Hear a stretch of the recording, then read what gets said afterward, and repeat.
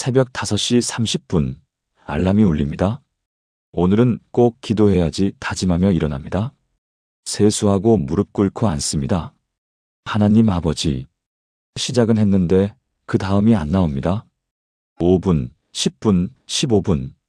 시간만 흘러갑니다. 여러분도 이런 아침을 맞이하신 적 있으시죠? 놀라운 통계가 있습니다. 한국기독교연구소가 2024년에 실시한 조사에 따르면 성도의 78%가 무엇을 기도해야 할지 모르겠다고 답했습니다.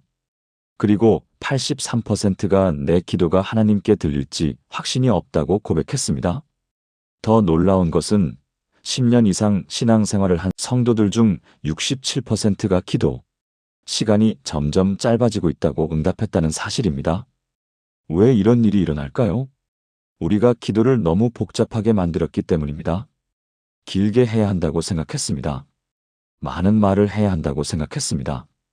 완벽한 문장으로 해야 한다고 생각했습니다. 하지만 더 놀라운 사실이 있습니다. 성경은 이미 2000년 전에 이 모든 고민에 대한 정확한 답을 주셨습니다. 예수님께서 직접 가르쳐 주신 기도가 있습니다. 그 기도는 단 53개의 단어로 이루어져 있습니다. 그런데 그 안에 우리가 평생 기도할 모든 내용이 담겨 있습니다. 오늘 이 놀라운 기도의 비밀을 여러분과 함께 나누겠습니다. 주님이 가장 기뻐하시는 기도, 매일 반복하는 단 7마디면 충분합니다.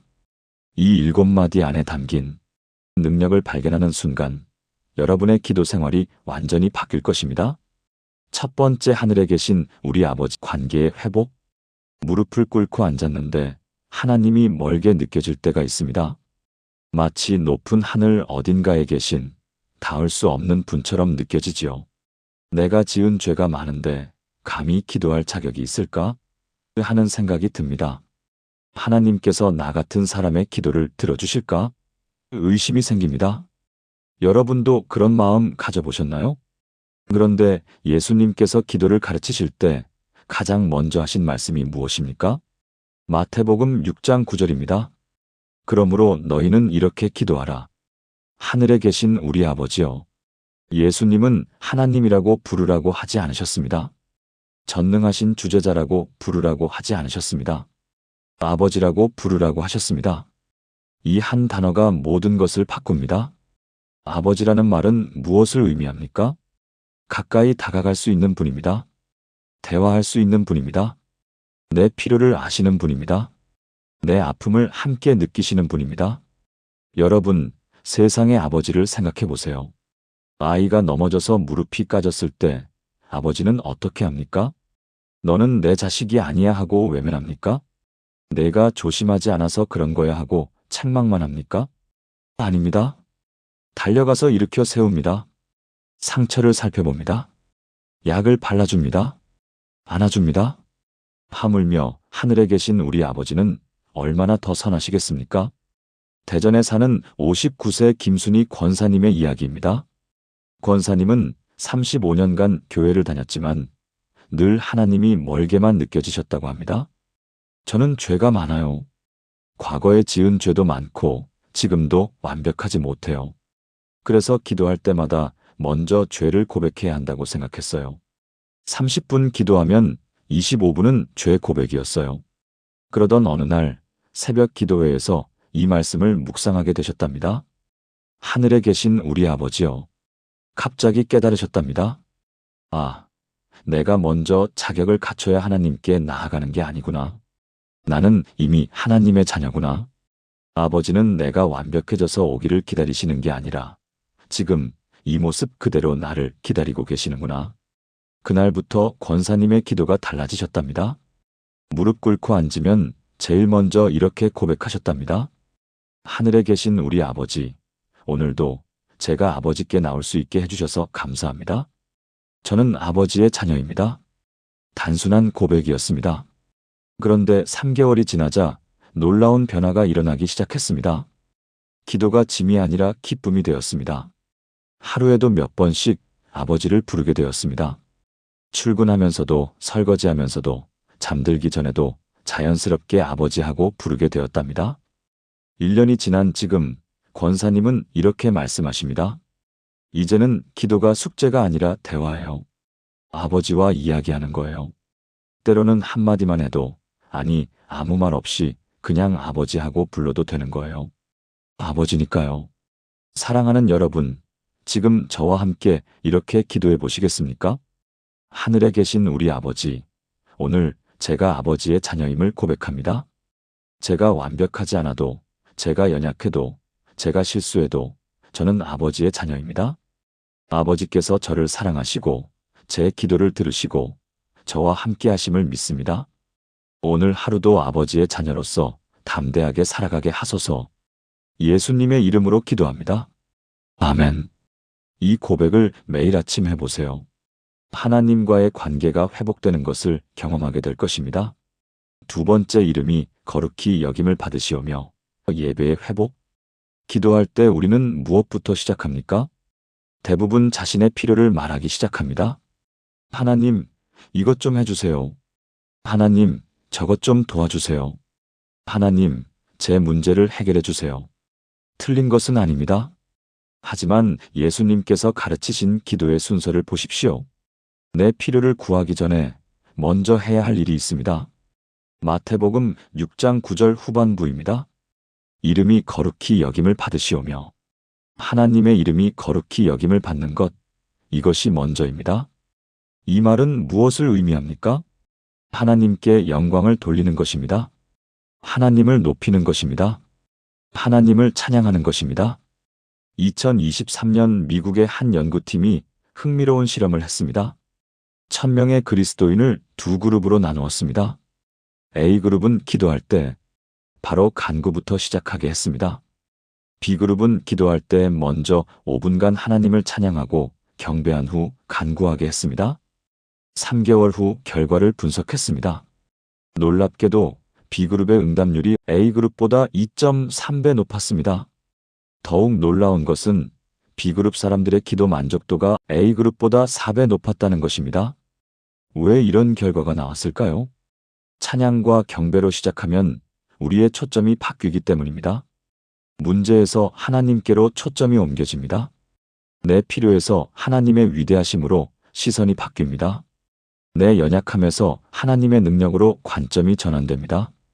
광주에 사는 66세 이영자 집사님의 간증입니다.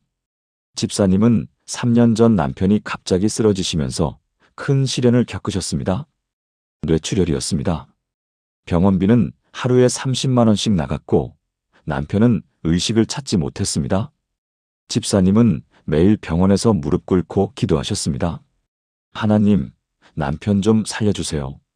제발 깨어나게 해주세요. 저희 가정을 불쌍히 여겨주세요. 간절히 기도했지만 남편은 회복되지 않았습니다. 2주, 3주, 한 달이 지나도 변화가 없었습니다. 집사님은 점점 지쳐갔습니다. 기도할 힘도 없었습니다. 어느 날 병실에서 찬송 가책을 펼쳤습니다. 302장 내주 하나님 넓고 큰 은혜는이 눈에 들어왔습니다. 특별한 생각 없이 그냥 천천히 불렀습니다. 내주 하나님 넓고 큰 은혜는 한량없고 귀하다. 내가 늘 찬송하리로다 주의 크신 은혜를. 찬송을 부르는데 눈물이 흘러내렸습니다. 그런데 이상한 일이 일어났습니다. 찬송을 부르고 나니 마음이 조금 평안해졌습니다. 그날부터 집사님은 기도 방식을 바꾸셨습니다. 기도 제목을 말하기 전에 먼저 5분간 찬송을 불렀습니다. 그리고 하나님의 위대하심을 고백했습니다. 하나님, 주님은 생명의 주관자이십니다. 주님은 불가능이 없으신 분이십니다. 주님의 이름이 거룩하십니다. 놀라운 일이 일어나기 시작했습니다. 기도하는 집사님 자신이 먼저 변했습니다. 불안이 평안으로 바뀌었습니다. 절망이 희망으로 바뀌었습니다. 그리고 정확히 7주째 되던 날 남편이 눈을 떴습니다. 여보, 한마디였지만 분명한 의식이 돌아온 것이었습니다. 의사들도 놀랐습니다. 의학적으로 설명이 안 됩니다. 기적입니다. 지금 남편분은 90% 회복되셨고 부부가 함께 새벽 기도에 나가십니다. 집사님은 이렇게 간증하십니다. 제가 깨달은 게 있어요. 하나님께 이것 주세요. 저것 주세요 하는 게 기도가 아니에요. 먼저 하나님이 누구신지 인정하고 높이는 게 기도예요. 그러면 하나님께서 나머지는 다 알아서 해주세요. 사랑하는 여러분, 지금 저와 함께 이렇게 기도해 보시겠습니까? 하늘에 계신 우리 아버지, 주님의 이름이 거룩하심을 고백합니다. 주님은 전능하신 하나님이시며 창조주이시며 불가능이 없으신 분이십니다. 주님께서 제 삶을 주관하시고 제 길을 인도하시며 제 미래를 책임지심을 믿습니다. 오늘 하루도 주님의 이름이 제 삶 가운데 높임 받게 하소서. 제 문제보다 주님을 먼저 바라보게 하소서. 예수님의 이름으로 기도합니다. 아멘. 오늘부터 기도할 때 먼저 5분만 하나님을 높이는 시간을 가져보세요. 여러분의 기도가 달라지는 것을 경험하게 될 것입니다. 세 번째, 나라가 임하시오며 목적의 회복. 우리는 기도할 때 무엇을 구합니까? 내 뜻이 이루어지기를 구합니다. 내 계획이 성공하기를 구합니다. 내가 원하는 것이 이루어지기를 구합니다. 그런데 예수님께서 가르치신 기도는 다릅니다. 마태복음 6장 10절입니다. 나라가 임하시오며 뜻이 하늘에서 이루어진 것 같이 땅에서도 이루어지이다. 내 나라가 아니라 하나님의 나라입니다. 내 뜻이 아니라 하나님의 뜻입니다. 이것이 진정한 기도의 핵심입니다.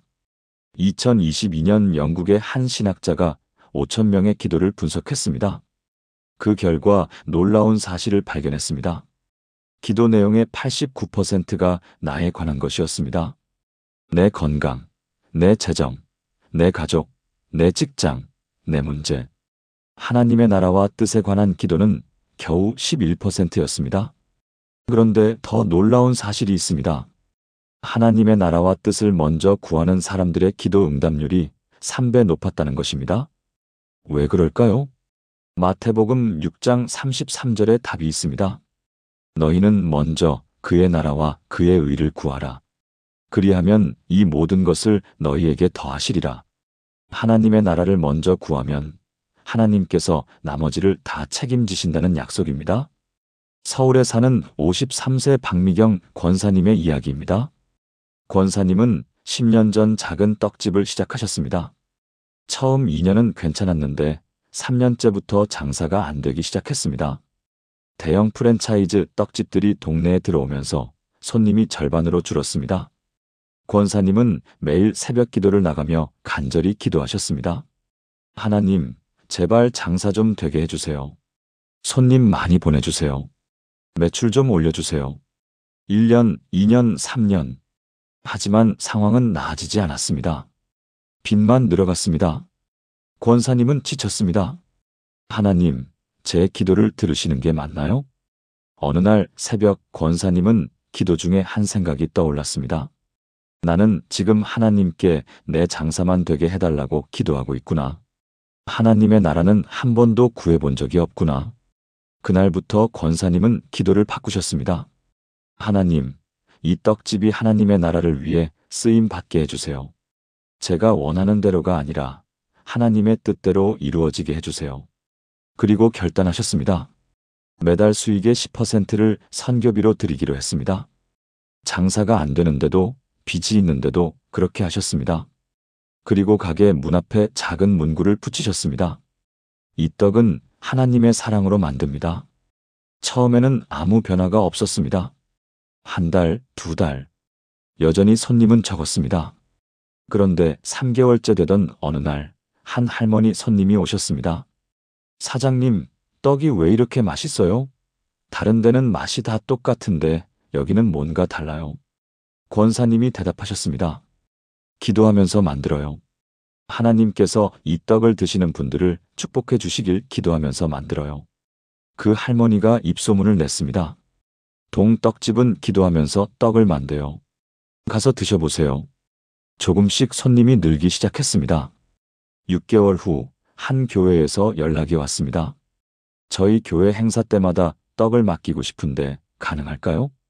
그렇게 시작된 것이 지금은 5개 교회와 거래하고 계십니다. 1년이 지난 지금 권사님의 떡집은 예전보다 매출이 3배 늘었습니다. 하지만 권사님이 더 감사하는 것은 다른 것입니다. 제 가게가 이제는 하나님 나라의 통로가 됐어요. 떡을 사러 온 분들에게 복음을 전할 수 있어요. 힘든 분들을 위로할 수 있어요. 이게 진짜 축복이에요. 권사님은 지금도 매일 이렇게 기도하신답니다. 하나님, 오늘도 이 가게를 통해 하나님의 나라가 임하게 하소서. 사랑하는 여러분, 지금 저와 함께 이렇게 기도해 보시겠습니까? 하늘에 계신 우리 아버지, 주님의 나라가 제 삶에 임하게 하소서. 제 뜻이 아니라 주님의 뜻이 이루어지게 하소서. 제 직장이, 제 가정이, 제 인생이 하나님 나라의 통로가 되게 하소서. 제가 원하는 것이 아니라 주님이 원하시는 것을 제가 원하게 하소서. 오늘 하루도 하나님의 나라를 먼저 구하는 삶을 살게 하소서. 예수님의 이름으로 기도합니다. 아멘. 여러분, 오늘부터 기도할 때 이렇게 물어보세요. 이 기도 제목이 하나님 나라와 어떤 관계가 있을까? 그 관점으로 기도하면 여러분의 기도가 달라질 것입니다. 네 번째, 오늘 우리에게 일용할 양식을 주시옵고 공급의 회복. 많은 사람들이 기도할 때 이렇게 말합니다. 하나님, 다음 달 월급 주세요. 하나님, 내년까지 건강 주세요. 하나님, 앞으로 10년 평안 주세요. 미래의 것을 구합니다. 미리 준비하려고 합니다. 불안하기 때문입니다. 그런데 예수님께서 가르치신 기도를 보십시오. 마태복음 6장 11절입니다. 오늘 우리에게 일용할 양식을 주시옵고. 오늘입니다. 내일이 아니라 오늘입니다. 일주일치가 아니라 하루치입니다. 왜 예수님은 이렇게 기도하라고 가르치셨을까요? 하나님을 매일 의지하게 하기 위해서입니다. 하나님과의 관계를 매일 새롭게 하기 위해서입니다. 이스라엘 백성들이 광야에서 40년을 지낼 때 하나님께서 만나를 주셨습니다. 그런데 만나는 매일 아침 내렸습니다. 내일 것을 미리 거둘 수 없었습니다. 미리 모아두면 썩어버렸습니다. 왜 그렇게 하셨을까요? 하나님께서 매일 공급하시는 분임을 기억하게 하기 위해서입니다. 인천에 사는 71세 정말순 집사님의 간증입니다. 집사님은 10년 전 남편을 먼저 하늘나라로 보내셨습니다. 남편이 돌아가시고 나니 경제적으로 매우 어려워졌습니다. 남편이 받던 국민연금이 끊기면서 월 소득이 절반으로 줄었습니다. 집사님은 매일 걱정했습니다. 다음 달 관리비는 어떻게 내지? 겨울 난방비는 어떻게 하지? 병원비는 어떻게 마련하지? 불안이 온몸을 짓눌렀습니다. 밤에 잠을 잘 수가 없었습니다. 어느 날 집사님은 새벽 기도회에서 이 말씀을 들었습니다. 오늘 우리에게 일용할 양식을 주시옵고. 설교를 듣는데 갑자기 눈물이 쏟아졌습니다. 아, 내가 지금 내일 걱정, 다음 달 걱정, 내년 걱정을 하느라 오늘 하나님을 못 봤구나. 그날부터 집사님은 기도를 바꾸셨습니다. 아침마다 이렇게 기도하셨습니다. 하나님, 오늘 하루 필요한 것을 주세요. 오늘 먹을 것, 오늘 입을 것, 오늘 필요한 모든 것을 주세요. 내일 일은 내일 기도하겠습니다. 단순한 기도였습니다. 그런데 놀라운 일들이 일어나기 시작했습니다. 첫째 주, 이웃집 권사님이 반찬을 갖다 주셨습니다. 어제 음식을 많이 만들었는데 혼자 먹기 아까워서요.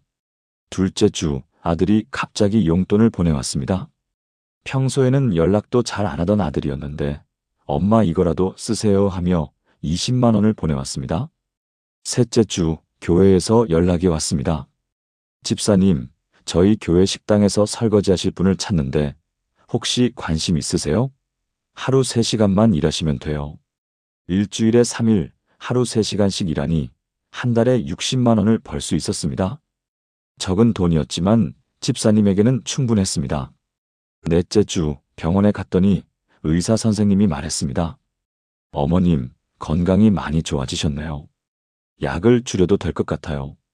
병원비가 절반으로 줄었습니다. 이런 일들이 계속 일어났습니다. 필요할 때마다 정확한 타이밍에 하나님께서 공급하셨습니다. 2년이 지난 지금 집사님은 이렇게 간증하십니다. 하나님은 미리 주시지 않으세요. 제가 미리 걱정하지 못하게 하시려고요. 대신 필요한 바로 그때 정확하게 주세요. 그래서 매일 하나님을 의지하게 돼요. 이제는 내일이 전혀 불안하지 않아요. 오늘 하나님께서 공급하셨으니 내일도 공급하실 거예요. 집사님의 통장 잔고는 여전히 많지 않습니다. 하지만 마음은 풍성합니다. 매일 하나님의 공급하심을 경험하기 때문입니다. 여러분, 통계를 하나 말씀드리겠습니다. 2023년 한국갤럽이 조사한 결과 한국인의 72%가 미래에 대한 불안을 가지고 있다고 합니다. 특히 50대 이상의 83%가 노후 걱정을 하고 있답니다. 하지만 성경은 분명히 말씀합니다. 마태복음 6장 34절입니다. 그러므로 내일 일을 위하여 염려하지 말라. 내일 일은 내일이 염려할 것이요 한날의 괴로움은 그날로 족하니라. 오늘 필요한 것을 오늘 구하는 것, 이것이 하나님께서 원하시는 기도입니다. 사랑하는 여러분, 지금 저와 함께 이렇게 기도해 보시겠습니까? 하늘에 계신 우리 아버지, 오늘 저에게 필요한 일용할 양식을 주소서. 오늘 먹을 것, 오늘 입을 것, 오늘 필요한 모든 것을 공급해 주소서. 내일 일은 내일 기도하겠습니다. 주님께서 오늘도 저를 책임지심을 믿습니다. 어제도 채우셨고, 오늘도 채우시고, 내일도 채우실 것을 믿습니다. 오늘 하루 주님의 공급하심을 경험하게 하소서. 예수님의 이름으로 기도합니다. 아멘. 여러분, 오늘부터 내일 걱정을 내려놓으세요. 오늘 필요한 것을 기도하세요. 하나님께서 정확한 타이밍에 공급하시는 것을 경험하게 될 것입니다. 5번째, 우리가 우리에게 죄 지은 자를 사하여 준 것 같이 우리 죄를 사하여 주시옵고 해서 용서의 회복. 기도가 막힐 때가 있습니다. 무슨 말을 해야 할지 모를 때가 있습니다. 하나님이 멀게 느껴질 때가 있습니다. 여러분, 혹시 용서하지 못한 사람이 있지는 않으십니까? 마음속에 원망하는 사람이 있지는 않으십니까? 미워하는 사람이 있지는 않으십니까? 예수님께서 가르치신 기도에는 놀라운 순서가 있습니다. 마태복음 6장 12절입니다. 우리가 우리에게 죄 지은 자를 사하여 준 것 같이 우리 죄를 사하여 주시옵고. 용서에 관한 기도입니다. 그런데 순서를 보십시오. 우리에게 죄 지은 자를 사하여 준 것 같이 가 먼저 나옵니다. 그 다음에 우리 죄를 사하여 주시옵고가 나옵니다. 다른 사람을 용서하는 것이 먼저이고 내가 용서받는 것이 나중입니다. 왜 그럴까요? 용서하지 않는 마음이 기도를 막기 때문입니다. 마가복음 11장 25절입니다. 서서 기도할 때에 아무에게나 혐의가 있거든 용서하라. 그리하여야 하늘에 계신 너희 아버지께서도 너희 허물을 사하여 주시리라. 용서는 선택이 아니라 필수입니다. 용서 없이는 진정한 기도가 불가능합니다. 부산에 사는 68세 최경희 권사님의 이야기입니다. 권사님은 7년 전 남편이 외도를 알게 되셨습니다. 25년을 함께 살아온 남편이 다른 여자와 관계를 맺고 있었습니다. 권사님의 세계가 무너졌습니다. 남편은 무릎 꿇고 용서를 빌었습니다. 미안해. 정말 미안해. 다시는 그런 일 없을 거야. 권사님은 이혼하지 않기로 했습니다. 아이들 때문에, 체면 때문에, 신앙 때문에 참기로 했습니다. 하지만 마음속 미움은 사라지지 않았습니다. 남편을 볼 때마다 분노가 치밀었습니다. 밤마다 그 생각에 잠을 이룰 수 없었습니다. 교회에는 나갔지만 기도가 되지 않았습니다. 하나님, 어떻게 용서해요? 저 사람이 저지른 일을 어떻게 용서해요? 2년이 지났지만 상황은 나아지지 않았습니다. 권사님은 점점 우울해졌습니다. 몸도 아프기 시작했습니다.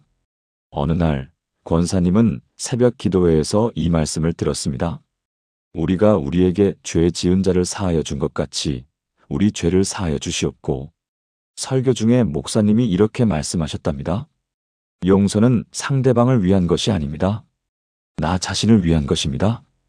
용서하지 않으면 내가 계속 그 사슬에 묶여 있게 됩니다.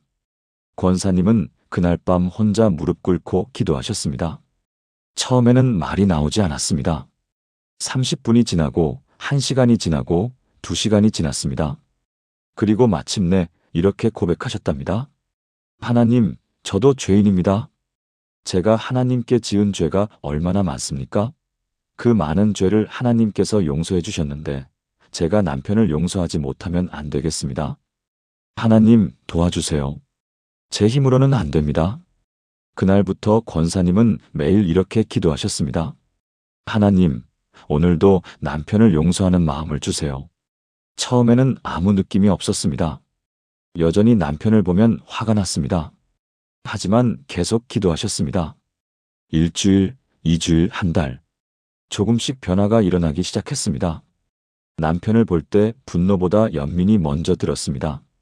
저 사람도 힘들었겠구나. 저 사람도 약한 인간이구나. 3개월이 지나자 놀라운 일이 일어났습니다. 남편과 대화가 되기 시작했습니다. 7년 만에 처음으로 같이 산책을 나갔습니다. 남편도 변했습니다. 여보, 고마워. 나 같은 사람을 포기하지 않아줘서. 6개월이 지난 지금 권사님 부부는 함께 새벽 기도에 나가십니다. 권사님은 이렇게 간증하십니다. 용서는 한 번에 되는 게 아니에요. 매일 선택하는 거예요. 매일 기도하는 거예요. 그런데 신기한 게 용서하고 나니 제가 자유로워졌어요. 그리고 기도가 다시 되기 시작했어요. 막혔던 통로가 뚫린 것처럼요. 여러분, 통계를 하나 말씀드리겠습니다. 2024년 서울대 심리학과에서 발표한 연구 결과입니다. 용서하지 못하는 사람들의 87%가 만성적인 스트레스를 겪고 있었습니다. 그리고 73%가 수면 장애를 경험하고 있었습니다. 반대로 용서한 사람들의 89%가 심리적 평안을 경험했고 82%가 신체 건강도 좋아졌다고 답했습니다. 용서는 상대방만을 위한 것이 아닙니다. 나 자신을 위한 것입니다. 내 기도 생활을 위한 것입니다. 사랑하는 여러분, 지금 저와 함께 이렇게 기도해 보시겠습니까? 하늘에 계신 우리 아버지, 제가 용서하지 못하고 있는 사람이 있습니다.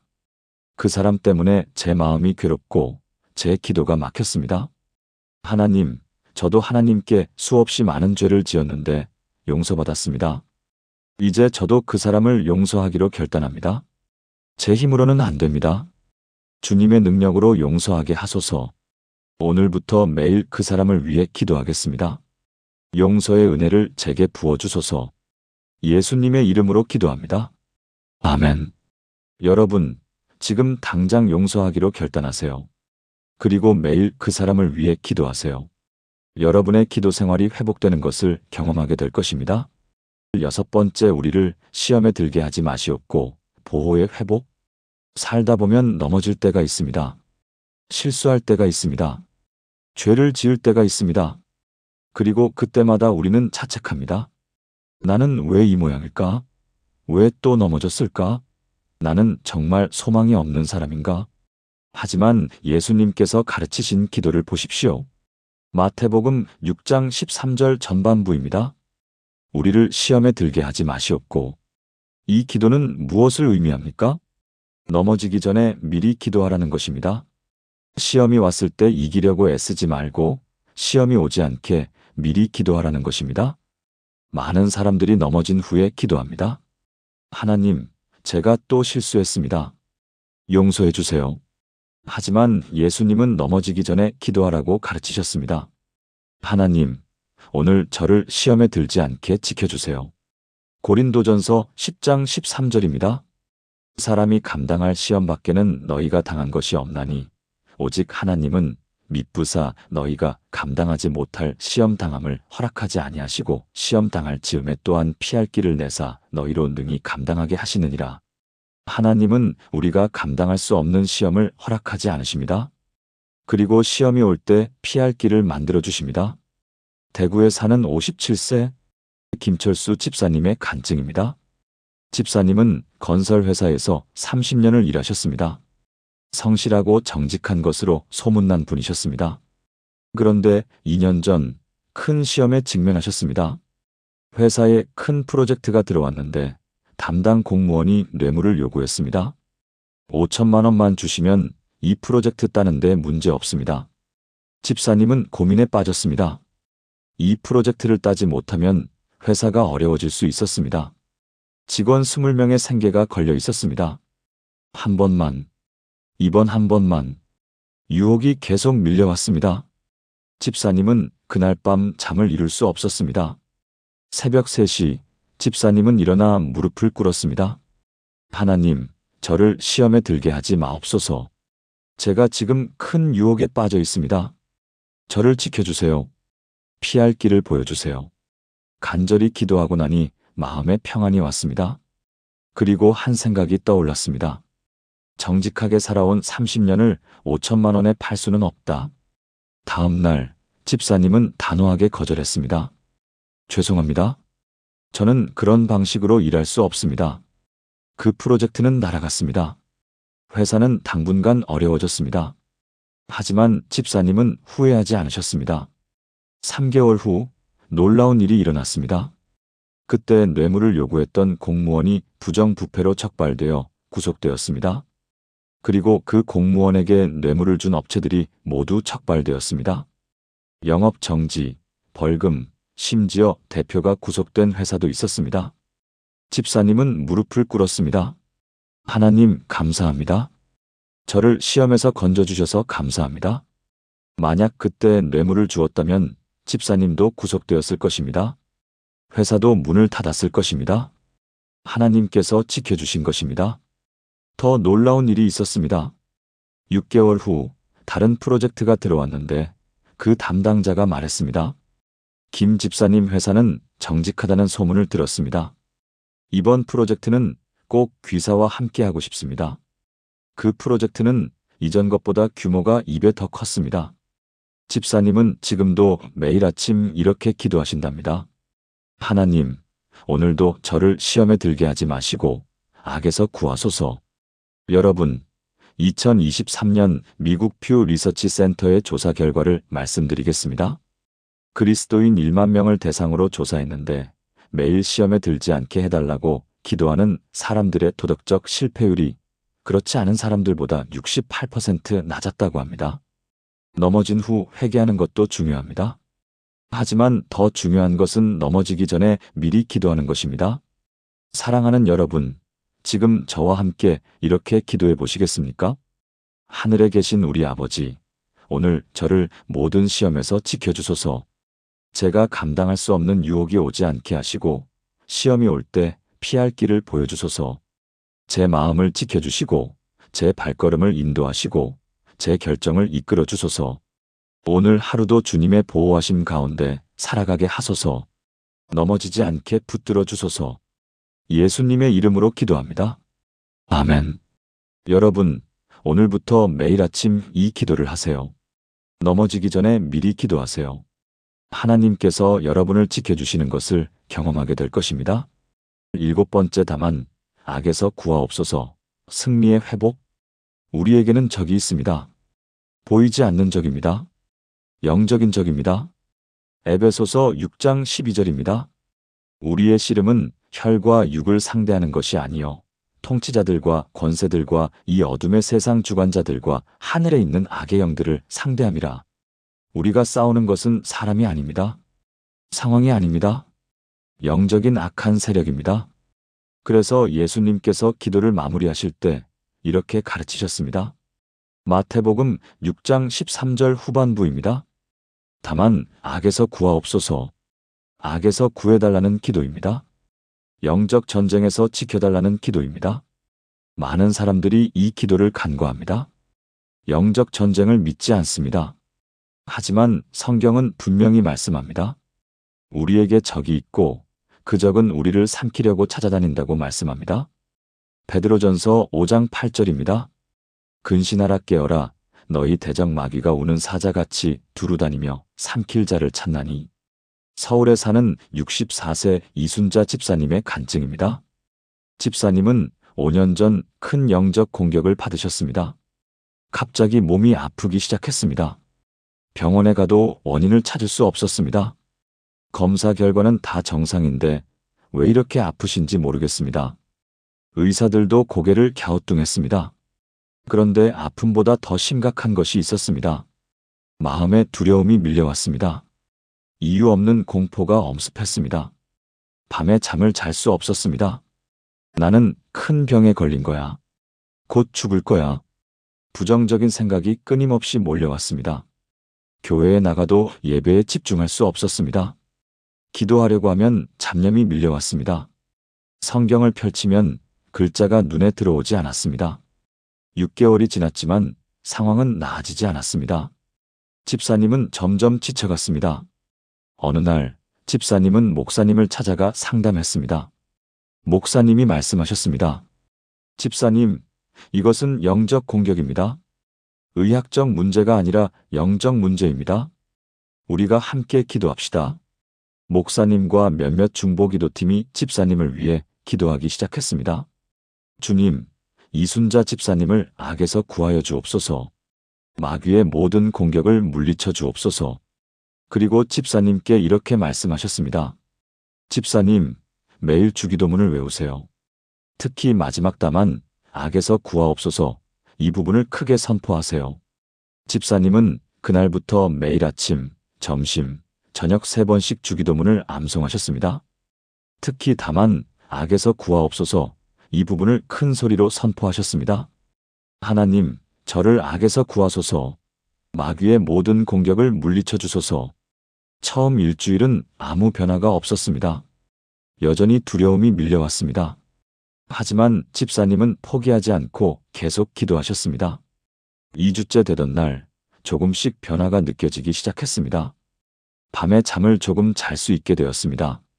부정적인 생각이 조금 줄어들었습니다. 한 달이 지나자 확실한 변화가 일어났습니다. 몸의 통증이 사라지기 시작했습니다. 두려움이 평안으로 바뀌었습니다. 3개월이 지난 지금 집사님은 완전히 회복되셨습니다.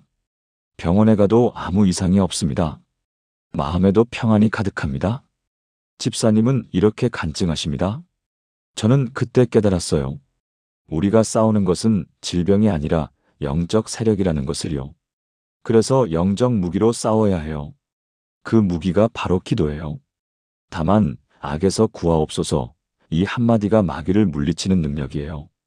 집사님은 지금도 매일 3번씩 주기도문을 암송하신답니다.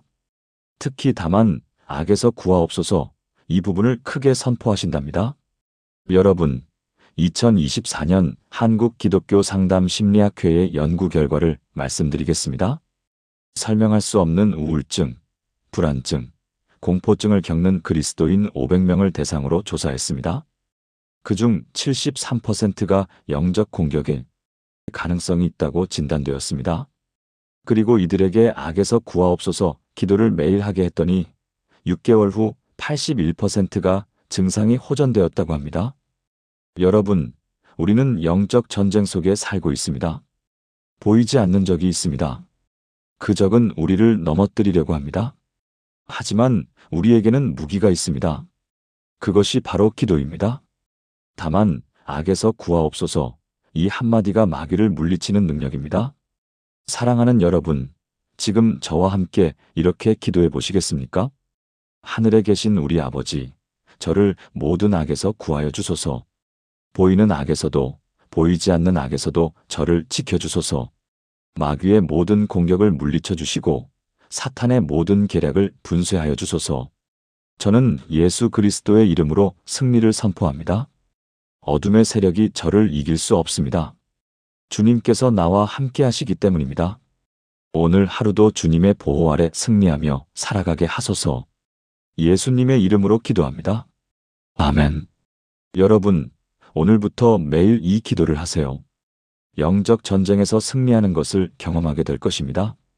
지금까지 나눈 7가지 말씀을 하나의 기도로 드리겠습니다. 사랑하는 여러분, 함께 기도하시겠습니까? 무릎을 꿇으실 수 있으면 무릎을 꿇으시고, 그렇지 않으면 편안한 자세로 마음을 모아주세요. 하늘에 계신 우리 아버지, 오늘 이 시간 주신 주님의 기도를 깊이 묵상하게 하시니 감사합니다. 제가 아버지의 자녀임을 깨닫게 하시고 주님의 이름이 거룩하심을 고백하게 하시고 주님의 나라를 먼저 구하게 하시고 오늘의 필요를 공급하시고 용서의 은혜를 주시고 시험에서 지켜주시고 악에서 구원하시는 주님을 찬양합니다. 저는 고백합니다. 하늘에 계신 우리 아버지, 저는 주님의 자녀입니다. 주님의 이름이 제 삶 가운데 거룩히 여김을 받게 하소서. 주님의 나라가 제 가정에, 제 직장에, 제 인생에 임하게 하소서. 주님의 뜻이 하늘에서 이루어진 것 같이 땅에서도 제 삶에서도 이루어지게 하소서. 오늘 저에게 필요한 일용할 양식을 주시고 내일 일은 내일 염려하며 오늘을 주님께 온전히 맡기게 하소서. 제가 용서하지 못하는 사람이 있다면 오늘 용서하게 하소서. 저를 시험에 들게 하지 마시고 오늘 하루도 주님의 보호하심 가운데 살아가게 하소서. 저를 모든 악에서 구하시고 마귀의 모든 공격을 물리쳐 주소서. 나라와 권세와 영광이 아버지께 영원히 있습니다. 이 땅의 모든 것은 지나가지만 주님의 나라는 영원합니다. 이 세상의 모든 권세는 무너지지만 주님의 권세는 영원합니다. 이 땅의 모든 영광은 사라지지만 주님의 영광은 영원합니다. 저와 제 가족이 매일 이 기도로 하루를 시작하게 하소서. 이 기도가 우리 삶의 나침반이 되게 하시고 우리 믿음의 반석이 되게 하소서. 오늘부터 우리의 기도 생활이 완전히 새로워지게 하소서. 복잡한 기도가 아니라 이 단순한 7마디로 주님과 매일 대화하게 하소서. 이 기도 안에 담긴 능력을 날마다 경험하게 하소서. 이 모든 것을 살아계신 예수 그리스도의 이름으로 기도합니다. 아멘. 사랑하는 믿음의 가족 여러분, 오늘 우리는 놀라운 기도의 비밀을 함께 나누었습니다. 주님이 가장 기뻐하시는 기도, 매일 반복하는 단 7마디면 충분합니다. 첫째, 하늘에 계신 우리 아버지에서 하나님과의 관계를 회복하는 기도입니다. 둘째, 이름이 거룩히 여김을 받으시오며 에서 하나님을 높이는 예배의 기도입니다. 셋째, 나라가 임하시오며 에서 내 뜻이 아닌 하나님의 뜻을 구하는 기도입니다. 넷째, 오늘 우리에게 일용할 양식을 주시옵고 에서 오늘의 필요를 구하는 기도입니다. 다섯째, 우리 죄를 사하여 주시옵고 에서 용서하고 용서받는 기도입니다. 여섯째, 우리를 시험에 들게 하지 마시옵고 에서 넘어지기 전에 미리 구하는 기도입니다. 일곱째, 다만 악에서 구하옵소서 에서 영적 전쟁에서 승리하는 기도입니다. 이 7가지가 주님께서 직접 가르쳐 주신 기도의 핵심입니다. 53개의 단어로 이루어진 이 기도 안에 우리가 평생 기도할 모든 내용이 담겨 있습니다. 더 이상 무엇을 기도해야 할지 고민하지 마세요. 긴 기도를 해야 한다는 부담을 내려놓으세요. 완벽한 문장으로 기도해야 한다는 생각을 버리세요. 주님께서 가르쳐 주신 이 7마디를 매일 반복하세요. 아침에 눈 뜨자마자, 출근하면서, 점심 먹으면서, 잠들기 전에 이 기도를 하세요. 이 기도가 여러분의 삶을 완전히 바꿀 것입니다. 기도가 더 이상 숙제가 아니라 대화가 될 것입니다. 기도가 더 이상 부담이 아니라 기쁨이 될 것입니다. 기도가 더 이상 의무가 아니라 특권이 될 것입니다. 여러분도 오늘부터 이 7마디 기도를 실천하시는 분이라면 아래 댓글란에 아멘이라고 남겨주세요. 그리고 이 말씀이 마음에 닿았다면 더 많은 분들이 함께 은혜 받을 수 있도록 좋아요와 공유 부탁드립니다. 여러분의 한 번의 클릭이 누군가의 기도 생활을 회복시킬 수 있습니다. 하나님의 은혜가 여러분의 삶에 충만하기를 축복합니다. 오늘도, 내일도, 모레도 매일매일 주님과 대화하는 기쁨이 넘치기를 축복합니다. 주님께서 가르쳐 주신 이 놀라운 기도로 여러분의 모든 날들이 풍성해지기를 축복합니다. 사랑합니다. 하나님의 평안이 여러분과 함께 하시기를 기도합니다.